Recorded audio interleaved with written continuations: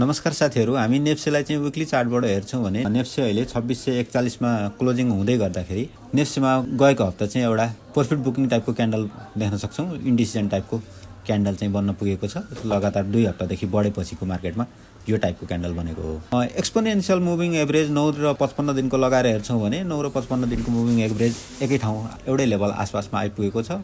यसले एउटा नेप्से साइडवेजमा गएको सङ्केत दिएको छ। विकली चार्टबाट आरएसआई हेर्छौँ भने आरएसआई 50 को लेभलमा छ। मनी फ्लो इन्डेक्स 59 रहँदा एमएससिडीमा भने बाई सिग्नल भ्यालिड छ।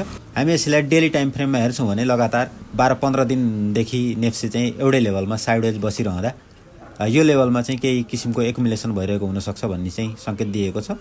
पछिल्लो राजनीतिक माहौल र घटनाक्रमले चाहिँ नेप्सेलाई केही दबाव सिर्जना गरेको हो। तथापि आगामी दिनको राजनीतिक भविष्य र देशको समग्र परिस्थिति कस्तो बन्छ त्यो अनुसार चाहिँ नेप्सेले आफ्नो बाटो निर्धारण गर्नेछ भन्ने आधारमा आगामी दिनमा चाहिँ नेप्सेमा एउटा सुधारको वातावरण आउनेछ भन्ने हामी अपेक्षा लिन सक्छौँ।